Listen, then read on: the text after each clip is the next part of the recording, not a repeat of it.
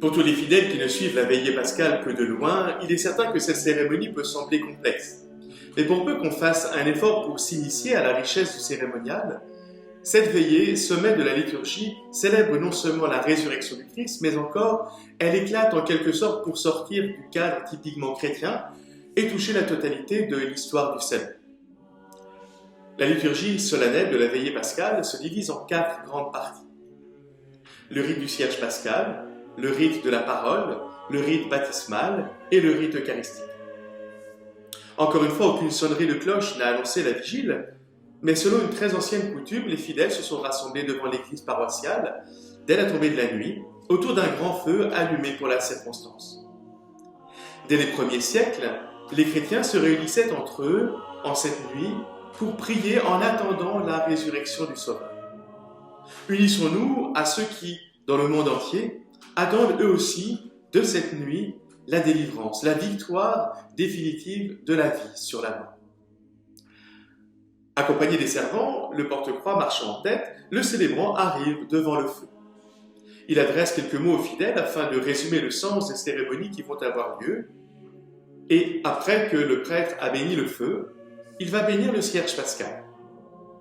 À l'aide d'un stylet, le prêtre peut repasser sur les signes gravés sur le cierge en prononçant les formules rituelles qui éclairent le sens des lettres et des chiffres.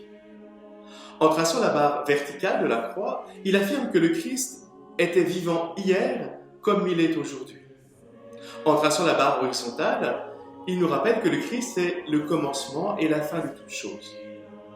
Et en repassant sur les lettres grecques qui ornent le cierge, il ajoute que le Seigneur est le principe et la fin de toute la création. Le célébrant trace enfin les 4 chiffres de l'année en cours en disant « Au Christ appartient le temps, les siècles, la gloire et la puissance pour l'éternité. » Ensuite, il plante 5 grains d'encens sur la croix qu'il vient de dessiner. Ce rite nous rappelle les 5 plaies du Christ que nous avons vénérées durant l'office de la Passion le vendredi saint. Et en mettant ces grains d'encens, il dit que par ses plaies saintes et glorieuses, le Christ Seigneur nous protège et nous garde. On allume alors le cierge pascal au feu, puis on pénètre dans l'église. Nous marchons tous à la suite du cierge en nous associant au peuple hébreu qui, autrefois, avait suivi la colonne de feu dans le désert. À 3 reprises, le célébrant élève un peu le cierge pascal et chante sur un ton toujours plus élevé « Lumière du Christ ». Et à chacune des acclamations, nous répondons « Nous rendons grâce à Dieu ». À la dernière de ces acclamations, le célébrant est arrivé à l'autel. Pendant ce temps, les fidèles ont pu allumer leur cierge au cierge pascal et se transmettre la flamme. Le cierge est alors placé sur un chandelier bien en évidence pour que, dans la nuit, l'église resplendisse de sa clarté. En face du cierge pascal, le célébrant entonne donc l'exultet.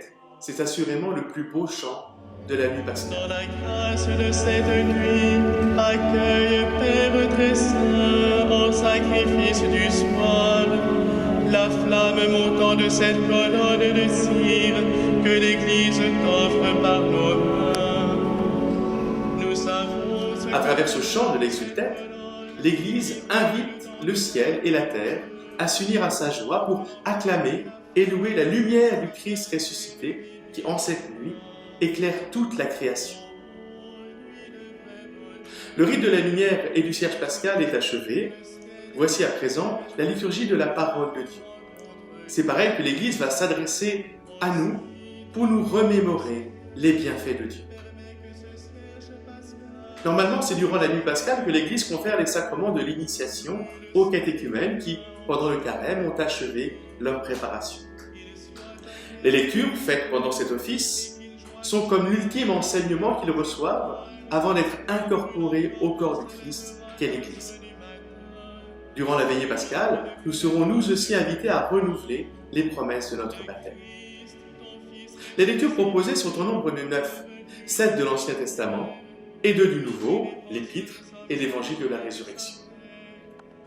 Après chaque lecture, on chante un répond dont les paroles sont en rapport direct avec le texte biblique qui vient d'être lu. Soudain, après la proclamation de la 7e lecture, l'atmosphère de la célébration change du tout au tout. L'Église laisse exploser sa joie. Alors que tout baignait dans l'austérité depuis l'office du Vendredi Saint, voilà que l'orgue va faire résonner sa voix puissante et solennelle et que les cloches vont se mettre à nouveau à sonner pour annoncer quelle est la joie des chrétiens. L'orgue donne le ton aux célébrants qui invitent les fidèles à chanter le Gloria de tout leur cœur. Comme pour le Jeudi Saint, les servants de messe peuvent aussi faire résonner les clochettes en signe de joie. Après ce chant solennel, le célébrant dit la collecte, la première oraison de la messe. Dieu qui fait resplendir en cette nuit très sainte par la gloire de la résurrection du Christ, ravive en ton Église l'esprit filial que tu lui as donné, afin que, renouvelés dans notre corps et notre âme, nous soyons tout entiers à ton service. La 8e lecture prévue par la liturgie est celle de l'épître de saint Paul aux Romains. On y trouvera des explications sur le sens spirituel de la résurrection. Enfin, le chantre va chanter le triple Alléluia pascal.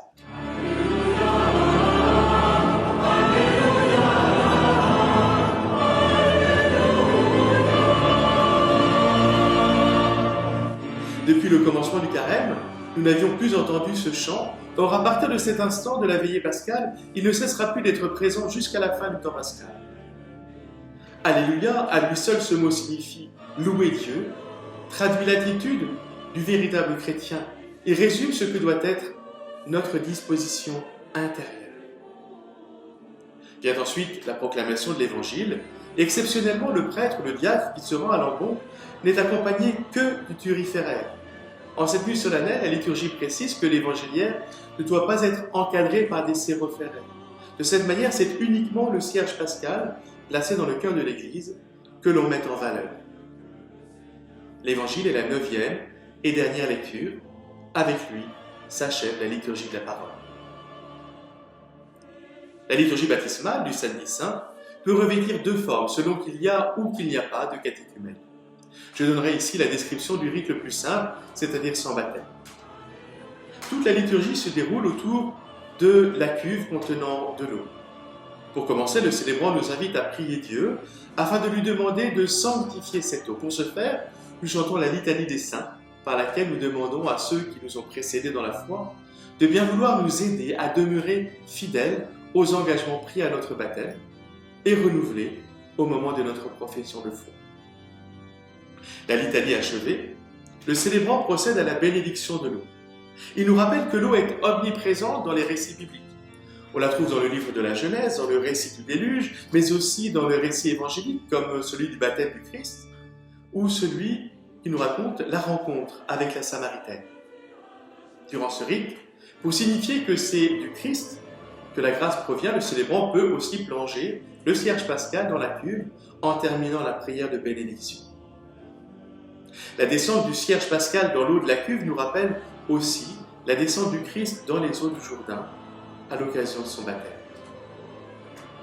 Lorsque la bénédiction de l'eau est terminée, le célébrant nous invite à renouveler les promesses faites à notre baptême. Pour cela, nous répondons tous ensemble aux questions qu'il pose. Celle-ci comporte deux volets distincts mais complémentaires. D'une part, l'affirmation que nous renonçons à Satan et d'autre part, la déclaration que nous croyons aux vérités enseignées par l'Église. Après avoir affirmé notre foi, le célébrant procède à l'aspersion des fidèles, puis nous poursuivons avec une courte prière universelle. La messe, elle, se poursuit comme habituellement. Vous serez cependant attentifs au texte de la prière eucharistique. La veillée pascale étant terminée, c'est à nous à présent d'annoncer autour de nous la grande nouvelle de la victoire définitive du Christ sur la mort. Pour que tout au long des jours qui vont venir, l'Alléluia pascal soit gravé dans notre cœur et dans notre mémoire, le célébrant, après avoir donné la bénédiction finale, envoie les fidèles par une formule liturgique qui condense toute la joie célébrée en ces mots. Allez dans la paix du Christ. Alléluia, Alléluia.